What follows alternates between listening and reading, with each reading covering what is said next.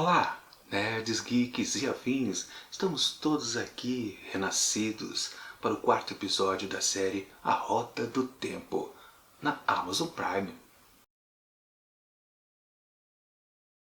Pois bem, pessoal, podemos considerar que este quarto episódio, na verdade, é o segundo, porque a gente tem que levar em consideração, né, que nos foi apresentado uma patelada de episódios numa tacada só, né? 3, uma trinca, justamente para a gente se familiarizar rapidamente com o que é este grande universo aqui, que é de A Roda do Tempo, que, é claro, é gigantesco porque é derivado de 14 livros. Claro que não tudo que tem nos livros restantes já está aqui na primeira temporada, né?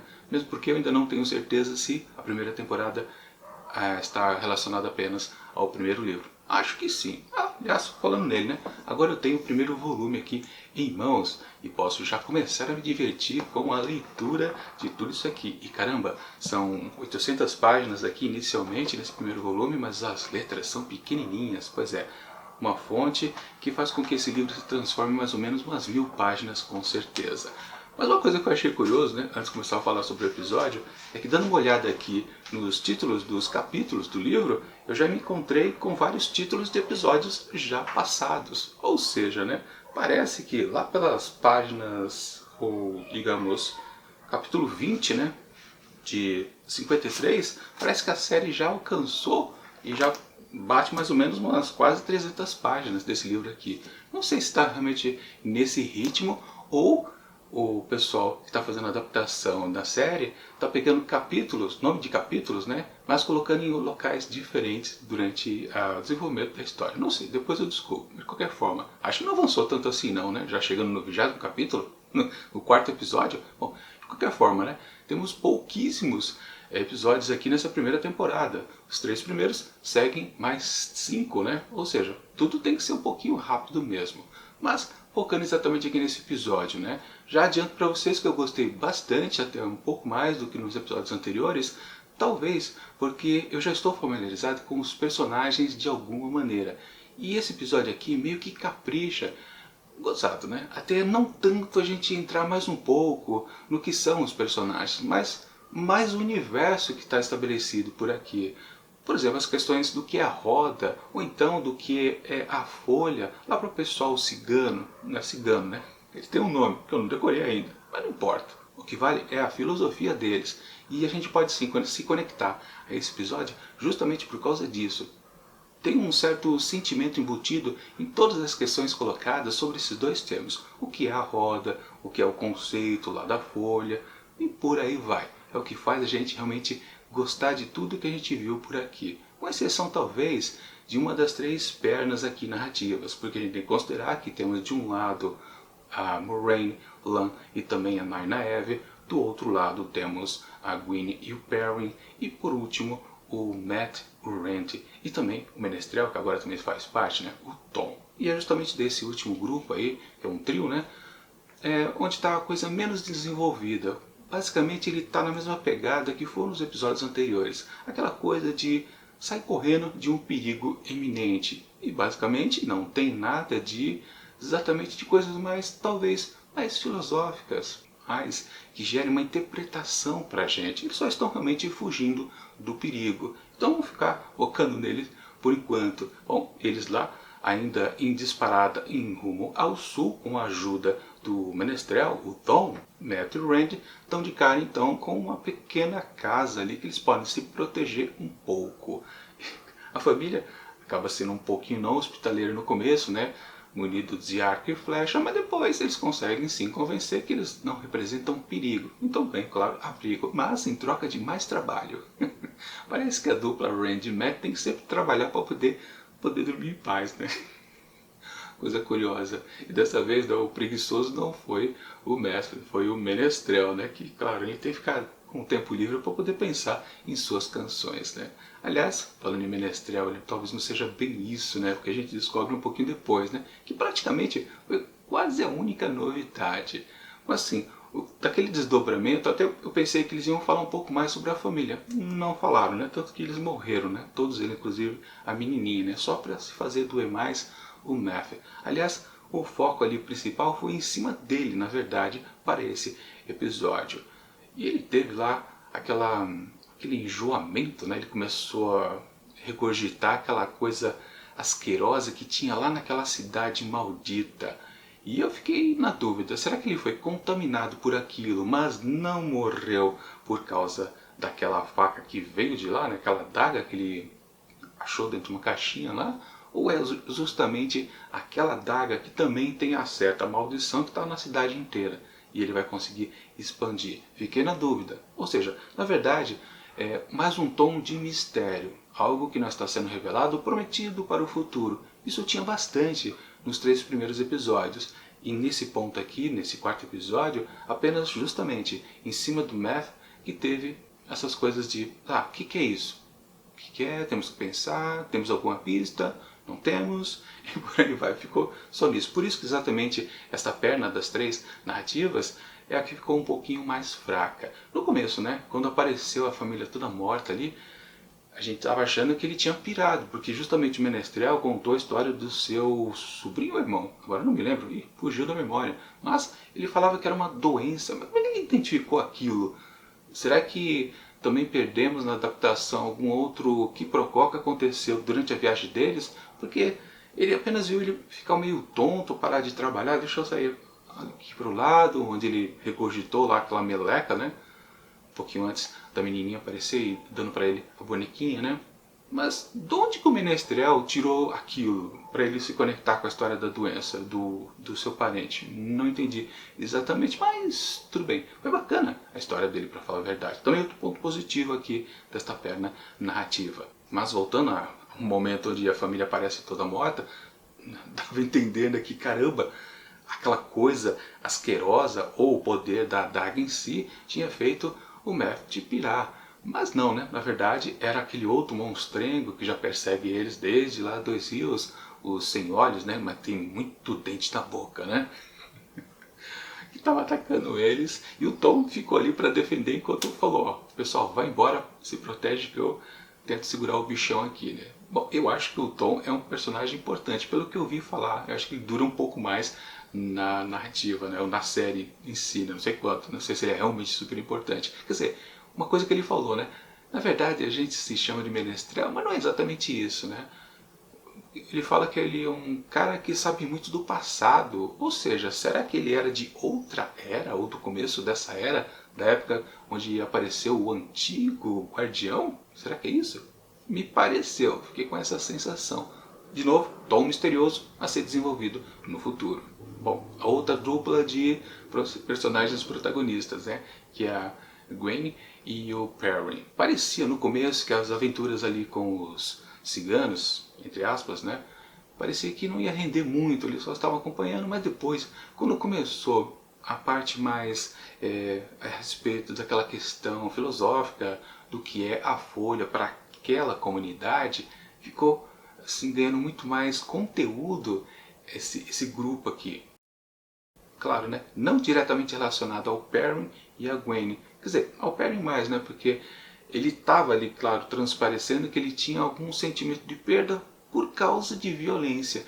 E a chefe lá dos ciganos, que eu também não lembro o nome do personagem, meio que sacou, né? Porque ele sabe no fundo, né, que quem vai se agregar a eles realmente teve algum aspecto violento em sua vida, ou quer fugir disso, talvez. Ela meio que sacou que o Perry tem, digamos, as mãos sujas de sangue de alguma forma. Claro, ele também não especificou. E depois, quando ela conta a história da sua filha, a forma como ela perdeu também é bastante impactante. E depois também, o seu neto, quando está conversando com Gwen, também faz um laço aqui de todo esse conjunto muito emocional. Com certeza esse episódio ganhou muito no conjunto com este povo aqui. Foi muito curioso, né? Não é o peso do valor dos próprios personagens protagonistas. Eles estão apenas atrelados. Mas o que sustentou esse episódio, justamente por causa disso, várias frases ditas pelos personagens ali, tanto a avó quanto o neto, caramba, foram muito interessantes e realmente valeu a pena ficar ouvindo a história deles, especificamente deles. Mas claro, a parte mais forte mesmo desse episódio estava do lado então de Moraine, o Lan e também a Naina F, né, que estão lá agora em conjunto com aquele guardião, guardião, estou falando guardião errado, né? É dragão renascido, o autoproclamado, né? Que bom, isso a gente ficou sabendo no finalzinho do episódio passado. Mas aqui, no começo dele, nós tivemos exatamente há um tempo passado, não dá para saber exatamente quanto tempo ali se passou, mas não é, deve ser coisa bem recente, na verdade, né? Quando ele ataca ali um certo reino, e principalmente seu rei, e, claro, dá a entender que ele quer, de alguma forma, destruir o rei, matá-lo ou tomar o poder ali daquele reino. Inclusive o rei estava completamente ferido ali no ombro, né, com um rasgo ali enorme. Quem foi que fez aquele ferimento? A gente não sabe exatamente. Não foi ele, ou foi ele? Não dá para saber. O problema é que lá então o dragão renascido, que é o Logain, ele fica com aquelas vozes ali buzinando dos dois lados, né? No começo a gente só ouve as vozes realmente falando: mate-o, o rei, mate-o porque ele vai trair, assim como o seu pai o traiu, assim como o seu irmão o traiu, e por aí vai. Depois a gente percebe que aquelas vozes, depois uma voz feminina, depois uma voz masculina, ganham formas humanas, e ainda atiçando ele a se livrar exatamente ali daquele rei. Mas ele faz um passo completamente diferenciado, né? Ele salva a vida do rei, porque ele conserta aquele grande ferimento que ele tinha nos ombros e devolve ao punhal, né, que ele ia ser esfaqueado, fazendo as pazes. Ele até mesmo diz, né, que ele consegue se unir até aos seus inimigos.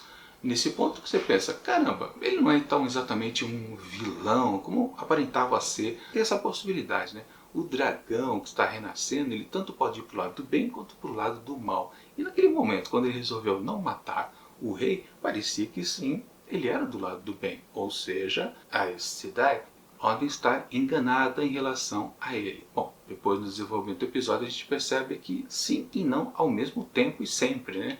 Porque quando ele está enjaulado lá dentro da caverna, claro, todo momento ele está ali sedado, mas quando ele consegue enfim se livrar do selo de duas Sedai, né, para você ver como o sujeito era poderoso, né? Não só uma não bastava, como também precisava ser as mais fortes. Apenas 4 daquele conjunto de 7 Sedais conseguia segurar o bichão.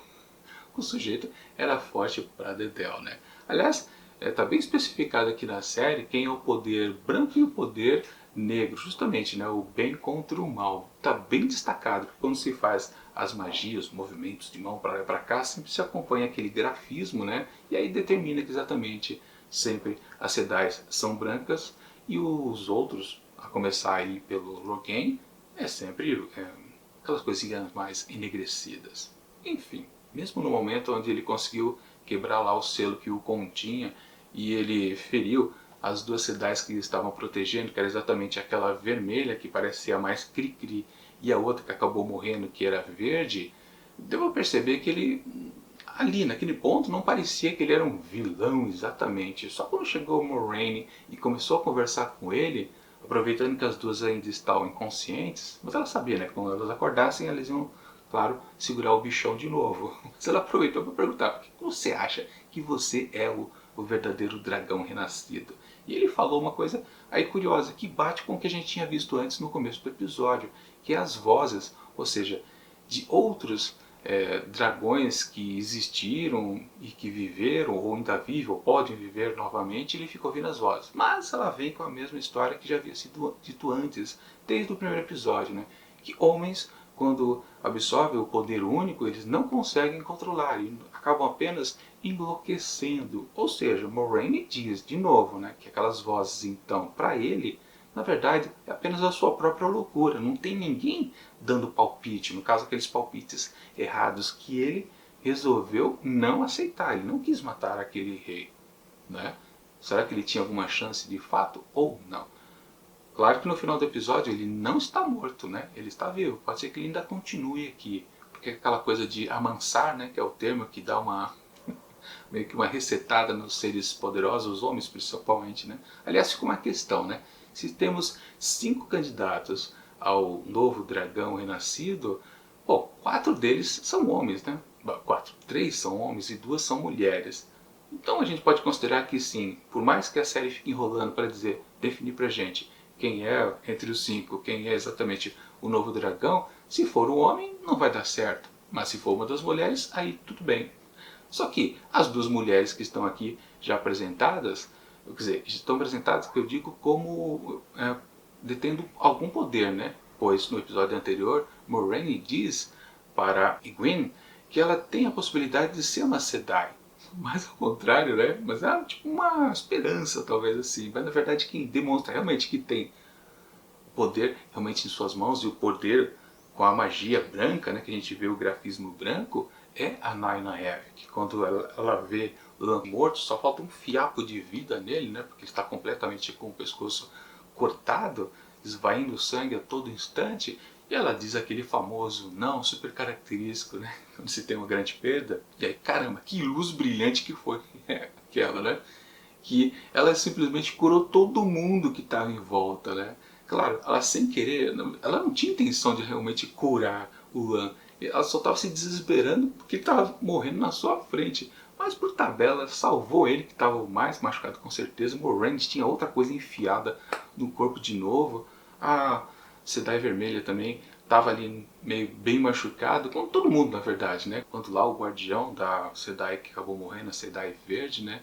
Ele ficou lá no desespero, foi tentar cravar lá seus machadinhos no campo de força, né, de contenção lá do Logain. Ele fez merda, né? Claro, né? Quando ele enfiou lá e a lâmina entrou, virou aquilo um estilhaço de granada, tudo aquilo. Por isso todo mundo acabou sendo vitimado ali. Praticamente todo mundo ia morrer ali, né? Mas ela salvou todo mundo, a Nynaeve. Que foi uma cena bastante instigante também. E prometendo, caramba, é ela que vai ser, sim, uma Sedai. Na verdade, como as vestes dela já é verde, a gente pode considerar que sim, acho que ela vai tomar o lugar daqui, acabou de morrer ali. Provavelmente, né? Quem sabe até o próprio guardião dela assuma também o seu posto de ser guardião, né? Embora ela esteja bem interessada no Lan, né? Será que rola isso aí? Será que vai dar ciúme? Porque a gente foi apresentado também por um conceito bastante interessante, né? Justamente da relação dos guardiões para com suas sedais, né? É uma relação, como eles mesmos colocaram, né? Muito mais forte do que simplesmente uma coisa de pai e filho, ou de homem e mulher. Algo bastante interessante mesmo. E será que rola? Porque a gente precisa lembrar, né? Aquela cena super íntima, né? Entre Moraine e Lan, quando estavam ambos dentro de uma banheira, né? E ele reclamou que a água estava meio fria. Bom, os dois estavam nus ali, né? Será que eles também têm uns tete-a-tetes amorosos também? Como deu a entender para muitas Sedai guardiões, porque quando estavam lá na roda de fogo, elas passavam e chamavam, oh, vamos lá. Aliás, eu também achei curioso. Parece que algumas Sedais não tem um guardião, tem dois guardiões, né? E qual é a relação de todos eles? É mais do que uma amizade? É mais do que um companheirismo? Será que rola algumas coisinhas interessantes também no começo da noite? Pode ser que sim, pode ser que não. A descobrir também. E será que isso vai atrapalhar talvez o relacionamento entre Nynaeve e também o Lan? Porque aquilo ali promete tão bem, né? Mas sim, no fundo, o final desse episódio aqui teve um belo de um gancho, né? Esse poder que nasceu ali na Nynaeve foi muito do interessante. Ou seja, um belíssimo episódio que, claro, já está embutido de todas as sensações que a gente acumulou nos três primeiros, ou seja, foi uma boa introdução dada e fez com que valorizasse mais ainda esse quarto episódio, e na verdade quase um dois, né? Pois é, e como estamos praticamente na metade da temporada, ou seja, acho que as coisas vão começar a ficar com mais intensidade a partir de agora. Estou muito curioso, mas eu vou me conter e não começar a ler ainda. Vou começar a ler apenas quando terminar a primeira temporada aqui na Amazon Prime. Depois eu começo. Eu tive uma experiência, só para comparar, né, com a Guerra dos Tronos. Eu acompanhei, eu acho que as 4 primeiras ou quintas primeiras temporadas da série. Aí só depois de tudo isso que eu comecei a fazer a leitura de todos os livros. Aí só quando foi terminando mais o seriado, na sexta, sétima, oitava, acho que foram isso, né? Teve um ano que também não teve, né? Não foi exibido nada. Mas aí a série já estava na sua derrocada, porque eles não estavam mais acompanhando o que acontecia nos livros.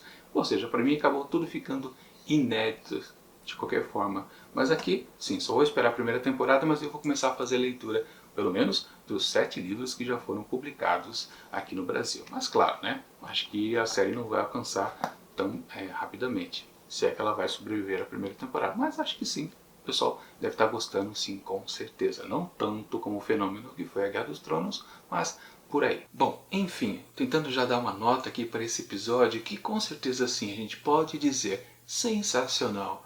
Um episódio que fecha até um certo ciclo, afinal, estamos na metade da temporada, quarto episódio, uma grande expectativa então para a personagem Nynaeve, que agora se torna algo grandioso, né? Por enquanto, acima dos demais candidatos a dragões. Pois é, o que vai acontecer com ela? Ela vai ser, talvez, ser considerada uma dragão pelo poder que ela demonstrou ali, ou sim uma candidata mais forte ainda do que Egwene para ser uma nova Sedai. Sim ou não? Talvez, pode ser que sim, pode ser que não. De qualquer forma, o conjunto todo apresentado por aqui foi muito bom. Eu gostei bastante, fiquei emocionado em alguns momentos, fiquei aflito em algumas cenas de tensão. O personagem ali do Logain também foi super bem desenvolvido em apenas um episódio, né? Teve um começo, meio e fim grandioso e talvez até continue, porque ele não está morto. Ou seja, está tudo caminhando bem aqui no começo da série. Quer dizer, já estamos na metade da primeira temporada.